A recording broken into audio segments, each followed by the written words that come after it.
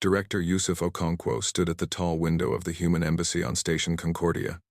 He watched the ships of a dozen alien species pass by in the darkness of space. 50 years. 50 years since humanity had first met the stars and found them already crowded with ancient civilizations. The Galactic Concord had welcomed humans the way a rich family welcomes a stray dog, with amusement, with mild curiosity, with the quiet understanding that the dog would never truly belong. Yusuf had spent 30 of those 50 years smiling. Smiling through insults. Smiling through unfair treaties. Smiling when Concord merchants charged humans triple prices. Smiling when alien diplomats called Earth a promising primitive world in official documents. His assistant, a young woman named Sarah Chen, entered his office. Her face was pale. Her hands shook as she held a data tablet. "Director," she said, "New Helsinki has fallen." Yusuf closed his eyes. New Helsinki. 40,000 colonists. Families. Children.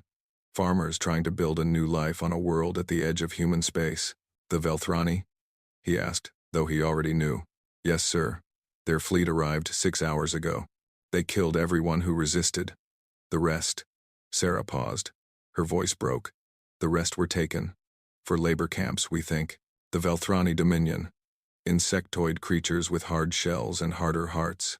They were not members of the Concord. They were conquerors who expanded their territory by force, and now they had decided that human space looked appetizing. "What about our request for military assistance?" Yusuf asked. Sarah shook her head.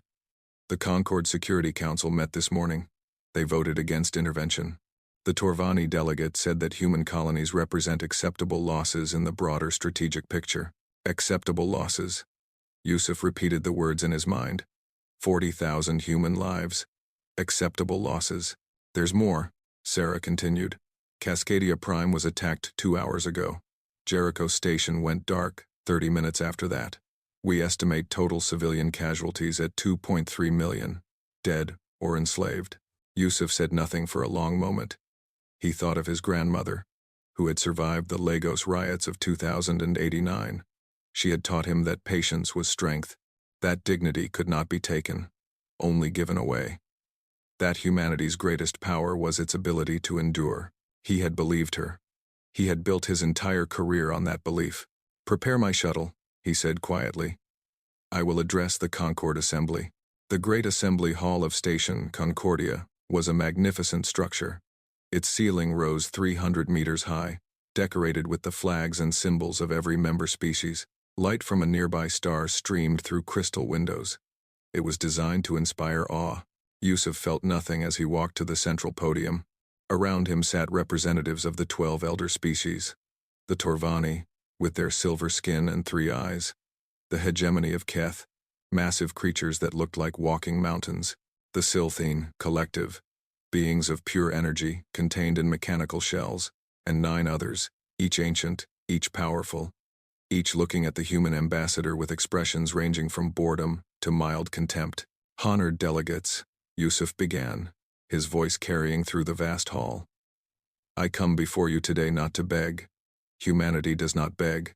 I come to make one final request." The Torvani delegate, High Arbiter Veloth, made a sound that might have been a laugh. "Speak quickly, human. We have important matters to discuss after your little speech." Yusuf ignored the insult. He had ignored thousands like it. 3 human worlds have fallen to the Velthrani Dominion, he said. "Over 2 million of my people are dead or in chains. We have asked for help. We have asked for the mutual defense provisions of our treaty to be honored. We have been refused. The treaty allows for discretionary response." Another delegate called out. "We have exercised our discretion. Your colonies are simply not strategically important enough to justify Concord intervention." Murmurs of agreement rippled through the assembly. "I understand," Yusuf said. "I want to be clear that I understand completely. You have made your position known. You have looked at 2 million human lives and found them acceptable losses. Now you comprehend galactic politics." High Arbiter Veloth said with a thin smile. "Perhaps your species is capable of learning after all." Yusuf reached up and touched the diplomatic sash across his chest. It was blue and white, the colors of Earth, given to him on the day he became humanity's highest representative to the galaxy. He had worn it with pride for 15 years. Slowly, carefully, he removed it. He folded it with precise movements. He placed it on the podium before him. The assembly fell silent. Even the eldest delegates seemed uncertain. This was not part of any protocol they knew. For 50 years, Yusuf said, his voice now cold in a way none of them had ever heard. Humanity has offered the galaxy our courtesy. We smiled when you mocked us.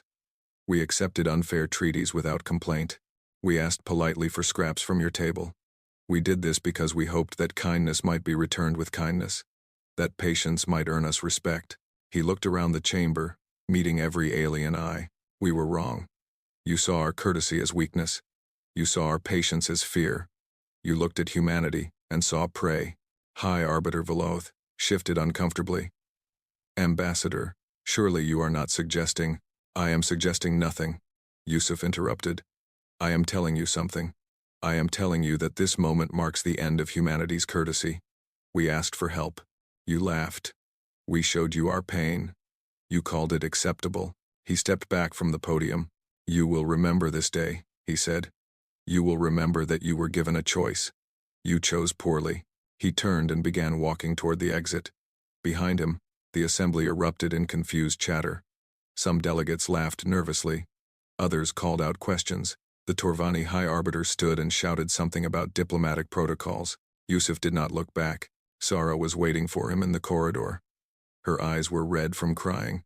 But there was something else in them now. Something that looked almost like hope. Is it true, sir? She whispered. Are we really going to fight? Yusuf kept walking. We were always going to fight, Sarah. We were just waiting to see if it was truly necessary. Now we know. But the Concord, the elder species, they have fleets that could destroy Earth 100 times over. How can we possibly— They have never seen humanity fight, Yusuf said quietly. They have studied our art, our music, our science. They have read our philosophy and tasted our food. But they have never looked at our history. Not closely. They do not know what we are capable of when pushed too far. He stopped at a window and looked out at the station. At the hundreds of alien ships surrounding it. At the vast power of the Galactic Concord. They think they know war, he said. They think war is fleets and numbers and strategic calculations. They have never met a species that will burn its own cities rather than surrender them. They have never fought an enemy that smiles while dying if it means taking one more of them down. In the assembly hall behind them, the alien delegates had already moved on to other business. The human ambassador's strange speech was forgotten, dismissed as the tantrum of a primitive species. None of them noticed that every human on the station had stopped what they were doing at exactly the same moment. None of them saw the quiet communications passing between human ships throughout the sector. And none of them knew that across the galaxy, in shipyards hidden in asteroid fields and deep space stations marked as abandoned, ancient machines were waking up. Humanity's courtesy had ended. Now the galaxy would learn what came next. Deep beneath the surface of Earth's moon, Fleet Admiral Kira Vasquez sat alone in a room that officially did not exist. The walls were bare metal. The only light came from a single screen embedded in the table before her. She had been waiting for 3 hours. The screen flickered. A single line of text appeared. Protocol Prometheus, authorized. No constraints. No mercy. Remind them. Kira read the words twice. Then she stood, walked to a cabinet in the corner, and retrieved a bottle of whiskey that had belonged to her grandfather. She poured herself a small glass. She drank it slowly. So it begins, she said to the empty room. Across human space, in places the galaxy had never thought to look, machines began to wake. The Velthrani had spent centuries conquering weaker species. They had developed their tactics against enemies who fought with logic, who retreated when the numbers turned against them, who surrendered when defeat became certain. They were good at war. They were efficient. They had never fought humans. Commander Threx of the Velthrani Third Fleet stood on the bridge of his flagship, the Eternal Hunger. His fleet had just finished conquering another human colony, a small mining outpost called Warren's Rock. It had been easy. The humans had barely resisted. Set course for the next target, he ordered. The world called New Madrid. Intelligence suggests a population of 300,000. We should arrive within 6 cycles. Commander, one of his officers called out. Sensors are detecting anomalies. What kind of anomalies? Unknown. multiple contacts emerging from. It appears to be an asteroid field, 50 kilometers distant. Threx felt a small twinge of confusion. There was nothing in that asteroid field. His scouts had checked it twice. On screen, he commanded. The main display shifted to show the asteroid field. At first, Threx saw nothing unusual. Rocks, dust, the normal debris of space. Then the rocks began to move. What he had thought were asteroids split apart like eggs hatching. From inside, each one emerged a ship. Not the small, primitive vessels Threx had seen in human space. These were warships. Real warships, massive hulls covered in weapons, engines that burned with a light Threx had never seen before. 12 ships, 20, 50, 100. Where did those come from? Threx demanded. Why were they not detected? They were hidden, Commander. Disguised as asteroids. Our sensors could not distinguish them from rocks. For the first time in his long career, Threx felt something cold move through his body. Fear. A sensation he had almost forgotten. All ships. Battle formation, he ordered. Prepare to engage. The human ships did not wait for his fleet to organize. They came forward at impossible speed, faster than any vessels Threx had ever encountered. They did not fire at long range, as all civilized species did.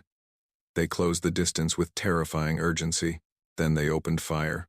The first Velthrani cruiser exploded before its shields could even activate. The second died a heartbeat later. Threx watched in shock as human weapons tore through his fleet's armor, like it was made of paper. These were not the primitive weapons his intelligence reports had described. These were instruments of pure destruction. Return fire, he screamed. All ships, return fire, his fleet tried. They launched missiles. They fired their plasma cannons. Some of their shots even hit the human vessels. The humans did not stop. Even when their ships took damage, even when hulls cracked and atmosphere vented into space, they kept coming. One human destroyer, burning from multiple hits, actually accelerated toward the eternal hunger. They are ramming us? Threx's tactical officer sounded genuinely confused. That makes no tactical sense. That ship still has weapons. Why would they waste it on a ram? The burning destroyer struck a Velthrani battleship at full speed. Both ships vanished in a ball of nuclear fire. 9 minutes. That was how long the Battle of Warren's Rock lasted.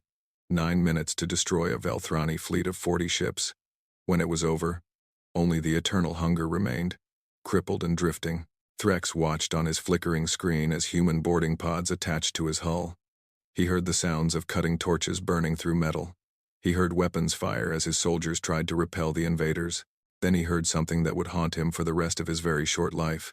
Laughter. The humans were laughing. As they fought their way through his ship, stepping over the bodies of his crew, they were laughing. Not the cruel laughter of conquerors. Something worse. The laughter of soldiers who had been waiting for this moment, who had trained for it, who had wanted it. The door to his bridge exploded inward. Human marines poured through the gap, moving with terrible coordination. They were not large creatures. Their armor was not particularly impressive, but their eyes. Threx had conquered 12 species. He had seen fear in hundreds of different alien faces. He had never seen what he saw now in human eyes. Nothing. Empty. Calm. They did not hate him. They did not fear him.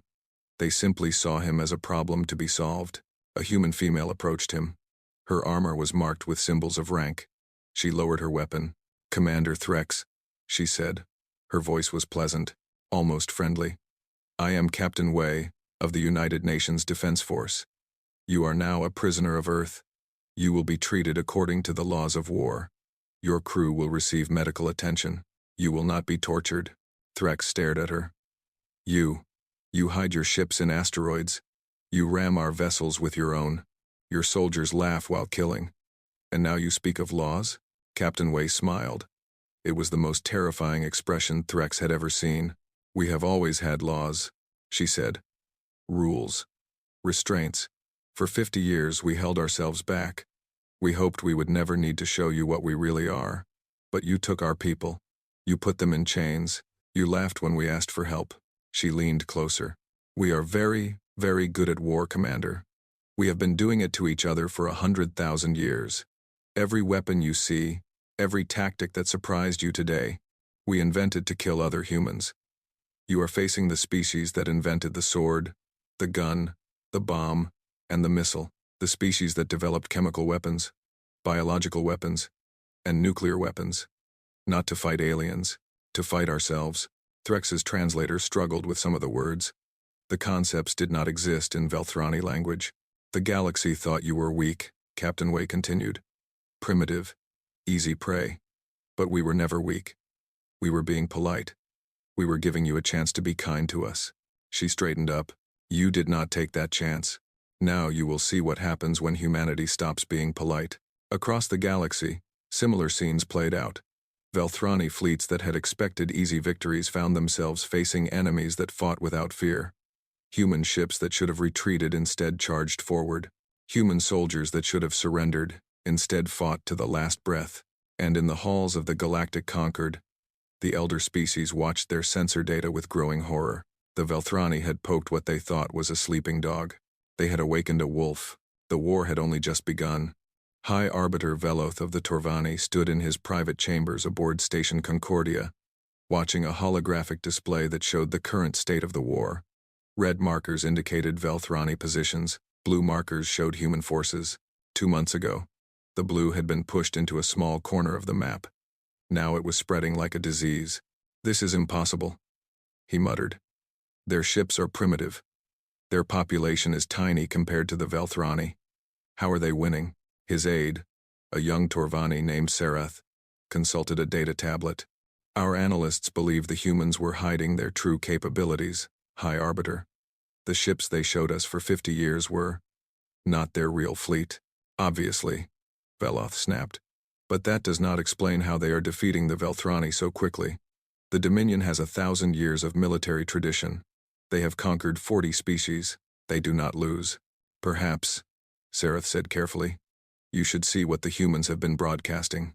He touched his tablet. The holographic display changed to show a transmission. It was crude by Concord standards. Simple images and sounds. But its message was clear. The transmission showed human history. War after war after war. Armies clashing with swords. Cities burning. Bodies piled in trenches. Mushroom clouds rising over flattened cities. A voice spoke over the images, translated into every language in the galaxy. This is what we do to each other, the voice said. This is what we have done for 100,000 years. We are not strangers to blood. We are not afraid of death. We have walked through fire so many times that the flames feel like home. The images shifted to show Velthrani warriors. The contrast was almost embarrassing. The Velthrani looked clean, organized, professional. You think you know war? The voice continued. You do not. You have never faced an enemy that will burn its own worlds rather than let you take them. You have never fought soldiers who will hold their position until they die. Not because they are ordered to, but because they refuse to give up 1 more inch of ground. You have never known the fury of a species that has spent its entire existence fighting for survival. The transmission ended with a single image. A human soldier, wounded and bleeding, standing in the ruins of what might have been a city. Behind him, enemy bodies were piled high. His face was covered in dirt and blood. And he was smiling. The humans broadcast this to every Velthrani ship, Serath said. Every colony, every station. Our intelligence suggests it has caused problems with Velthrani morale. Veloth felt sick. They are using fear as a weapon. Very effectively. High Arbiter. 3 weeks later, the situation had grown worse. The humans had pushed the Velthrani back to their core systems. They had not just defeated Velthrani fleets. They had destroyed them completely. Every ship, every station, every supply depot. General Marcus Chen, the human commander leading the offensive, had implemented something he called the Harvester Doctrine.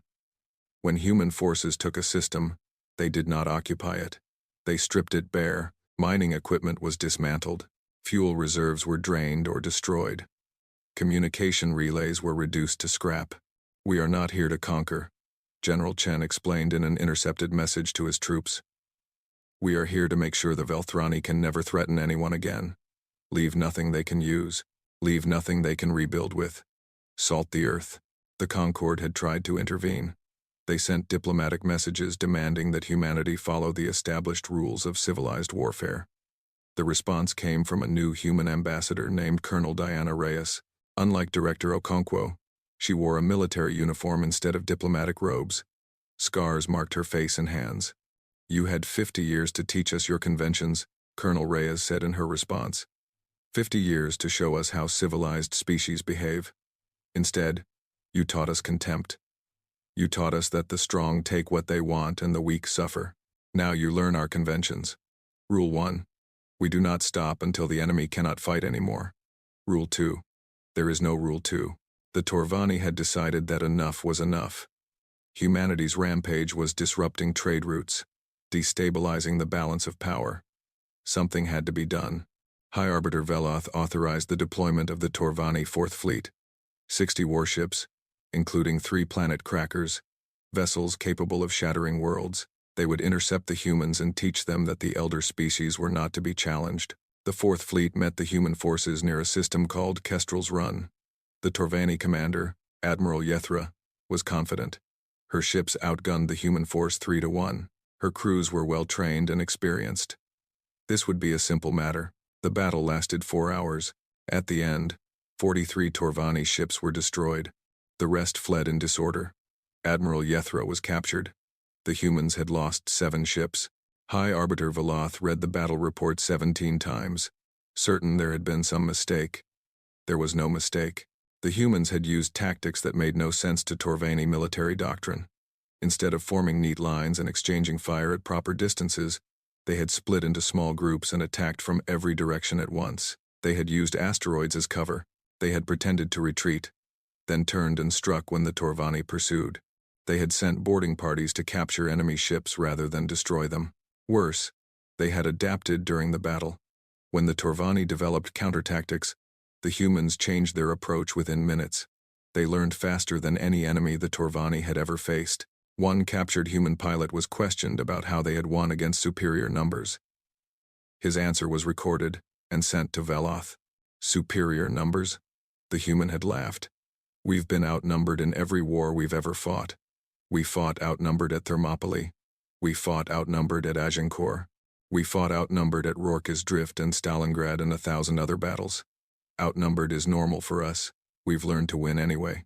Colonel Reyes arrived at Station Concordia 3 days later. She did not come to negotiate. She came to deliver terms. High Arbiter Veloth met her in his chambers. He expected her to gloat. Instead, she simply handed him a data chip. "What is this?" he asked. "Human history files," she said. "Every war we have ever fought, every genocide, every act of cruelty we have inflicted on ourselves, every moment of resilience when we refused to surrender. Why would I want this?" Colonel Reyes sat down without being invited. She looked tired, old.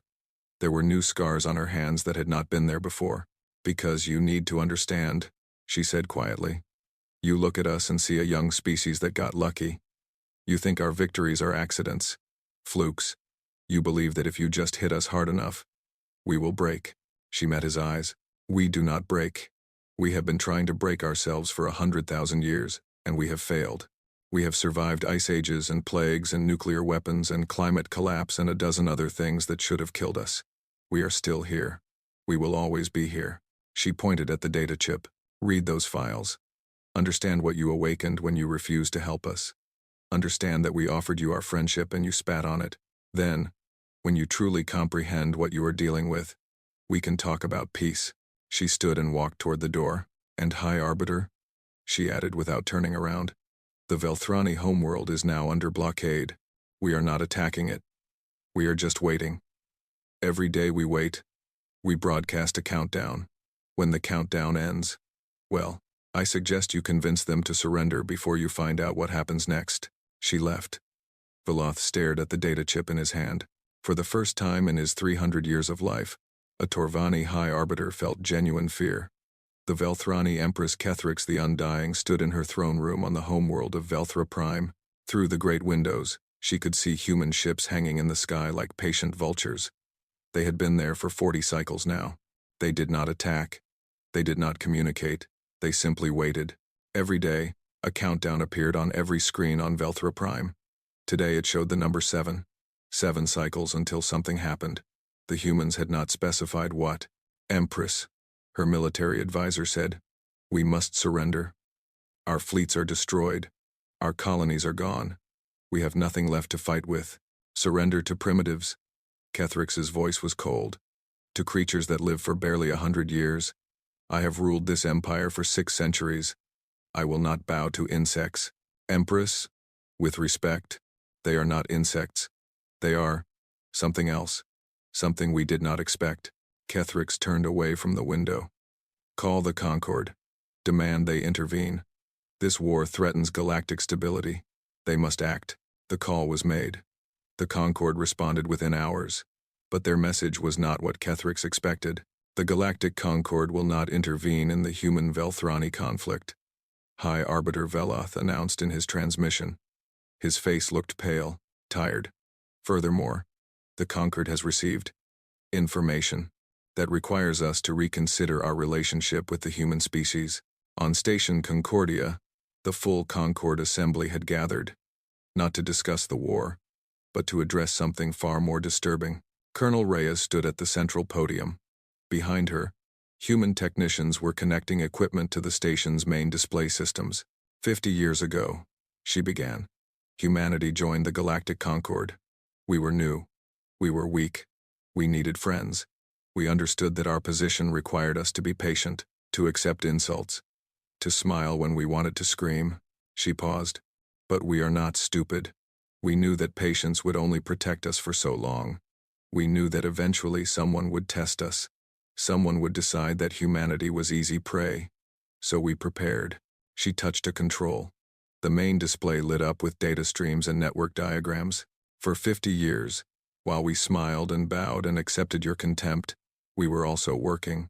Every human merchant who visited your worlds, every human diplomat who attended your functions, every human scientist who shared research with your institutions, they were all part of Operation Blackout. The display showed connections spreading across every Concord system. Financial networks, communication relays, power grids, defense systems. We have planted sleeper programs in every major system in the Concord, Reyes said calmly. Your banks, your factories, your military networks, your medical databases, everything that keeps your civilizations running has a small piece of human code hidden inside it. The assembly erupted in chaos. Delegates shouted. Some stood and left. Others demanded proof. Reyes waited for silence. We have not activated these programs, she continued. We are not threatening to destroy your civilizations. We are simply informing you that we could. At any moment, we could shut down your economies, crash your communications, disable your fleets. We chose not to. She looked around the chamber. We chose not to because that is not who we want to be. We came to the stars hoping to find friendship. We found only contempt. But we still hoped. Even now, after everything you have done, we still hope that we can find a better way. This is blackmail, the Silthine delegate said. No, Reyes replied. This is honesty. For 50 years we lied to you by hiding our true capabilities. Now we are telling you the truth. We are not weak. We have never been weak. We simply chose to be kind. We chose to extend courtesy to species that had none for us. She straightened. That courtesy is over. But it does not have to be war. It can be respect. Real respect. Between equals. 3 days later, the Velthrani Empress surrendered. Human occupation forces descended on Velthra Prime. But they did not come as conquerors. They came as something the galaxy had never seen. Colonel Reyes personally led the team that entered the first Velthrani slave camp. What they found there made hardened soldiers weep. Humans from the conquered colonies, starved and broken, children separated from parents, workers who had been beaten until they could no longer stand. Every moment was documented. Every crime recorded. Every survivor interviewed and their story preserved. The galaxy will see this, Reyes told her team. Every species in the Concord will know what the Velthrani did, and they will know what happens to those who treat sentient beings as property. The footage was broadcast on every frequency, uncensored, unedited. The Concord species watched in silence as humans carried skeletal survivors from underground prisons, as mass graves were discovered and catalogued, as Velthrani overseers were arrested and their crimes listed for all to hear. Then came the trials. Not revenge, not executions in the street. Trials. Evidence presented. Witnesses heard. Verdicts delivered according to law. Some Concord observers did not understand. You could simply kill them. One Torvani diplomat said to Admiral Vasquez. You have the power. You have the right. Why go through this? Performance? Vasquez looked at him with something like pity. Because we are not them. Because justice is not the same as revenge. Because we want to build something better, not just destroy something bad. But they killed millions of your people. Yes. And killing them will not bring those people back. But creating a system where such things can never happen again. That might save millions of lives in the future. The New Sol Accords were signed 6 months after the surrender. Humanity's terms were harsh but fair. The Velthrani Dominion was dissolved. Their military was dismantled. Their leaders faced justice. Their territory was divided, with some regions becoming independent and others placed under human protection. But humanity did not take slaves, did not execute prisoners, did not burn cities or slaughter civilians. We do not become what we fight, Colonel Reyes said in her speech to the reformed Concord Assembly. We had every reason to destroy the Velthrani completely, to wipe them from existence. Our people cried out for that revenge, but we refused. She looked at the assembled delegates, the same species that had laughed when humanity begged for help. We are not perfect. We have done terrible things to each other throughout our history. We know the darkness that lives in every thinking mind, but we also know that there is another path, a harder path, a path that requires strength not just to destroy, but to rebuild. Admiral Vasquez stood on the bridge of the UNS Unconditional, watching troop transports descend toward Velthra Prime. Her executive officer, Commander Thomas Park, stood beside her. The occupation is proceeding smoothly, he reported. Resistance has been minimal. The population seems grateful, actually. The Empress was not popular. Vasquez nodded. She should have felt triumphant. They had won. Against all odds, against the contempt of the galaxy, humanity had won. Instead, she just felt tired. Do you feel victorious, Admiral? Park asked, as if reading her thoughts. Vasquez was silent for a long moment. No, she finally said. I feel tired. Humans always feel tired after we do this. War takes something from us.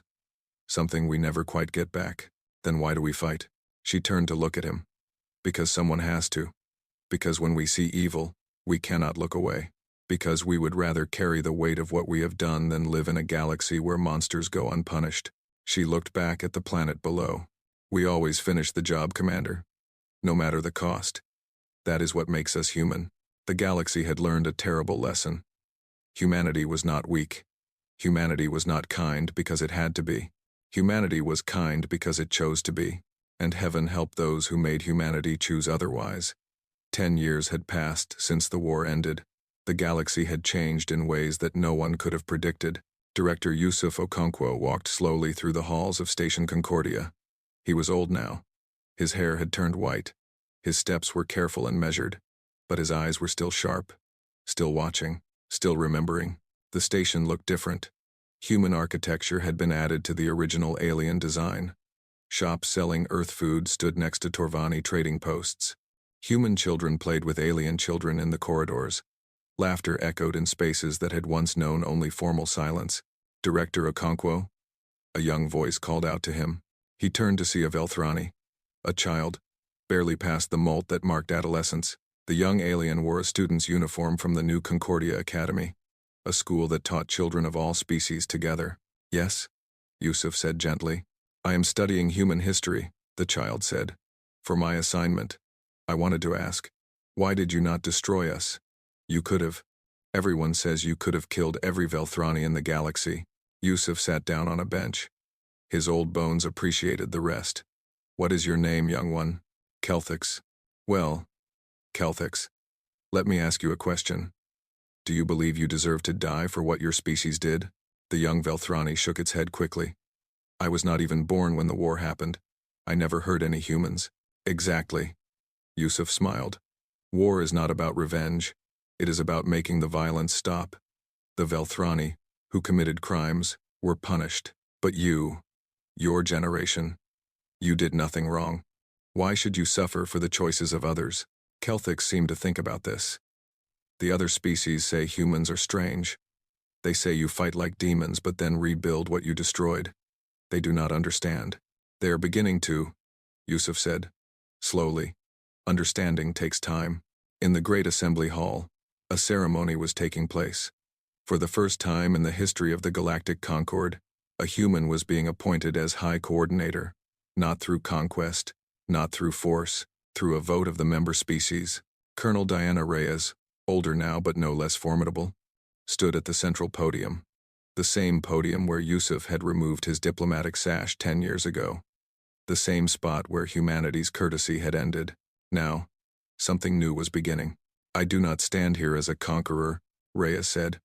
I stand here as a representative of a species that has known war for its entire existence. We have fought ourselves. We have fought others. We have seen the worst that intelligent beings can do to each other. She paused. And we have learned that destruction is easy. Any fool can burn down a house. Building one takes skill.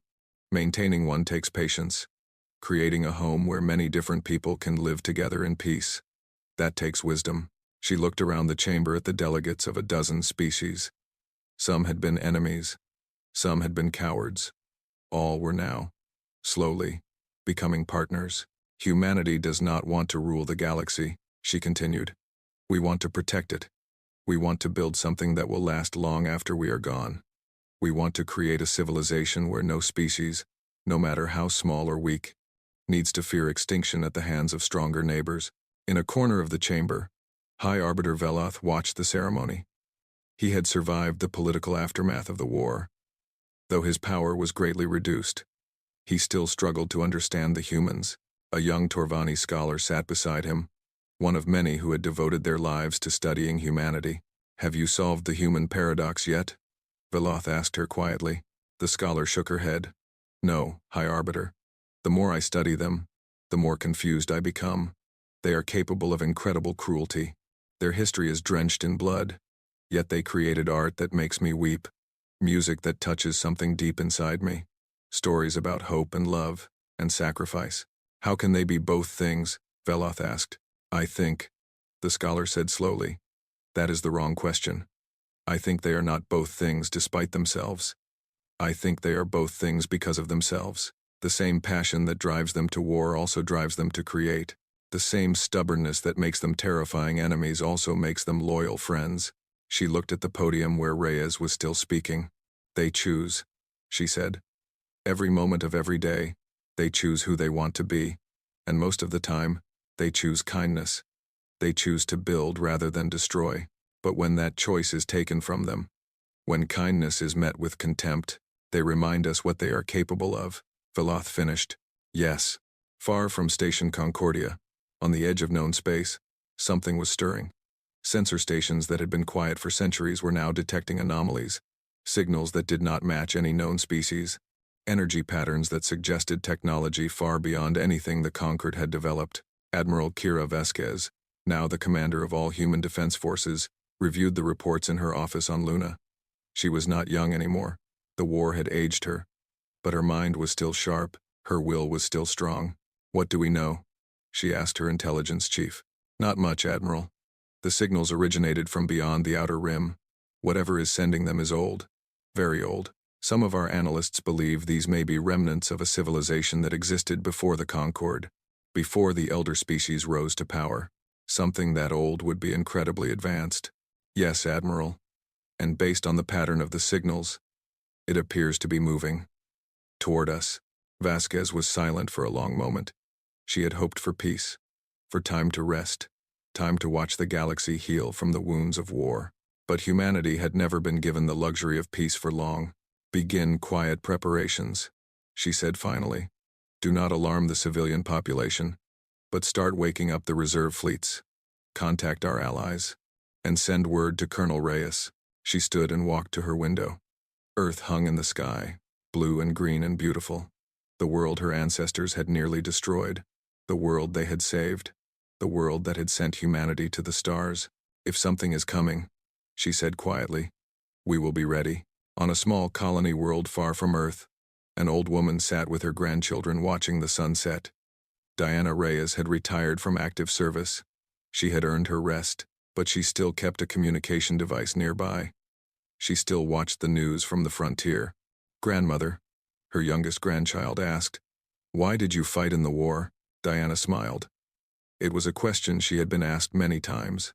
By scholars, by journalists, by old comrades at memorial services. The answer was always the same. Because someone had to, she said. Because when bad things happen, someone has to stand up and stop them. That is what humans do. But the aliens were stronger than us. Bigger. Older. Were you not scared? Of course I was scared, Diana said. Only fools are not scared of war. But being scared does not mean you stop. It means you keep going despite the fear. That is what courage is. The sun had almost set now. Stars were appearing in the darkening sky. Diana looked up at them. Somewhere out there, her successors were preparing for whatever was coming. Whatever ancient darkness was stirring in the depths of space, her communication device buzzed. A message from Admiral Vasquez. A briefing she was not required to attend but was invited to anyway. Old soldiers were always invited. Their wisdom was always valued.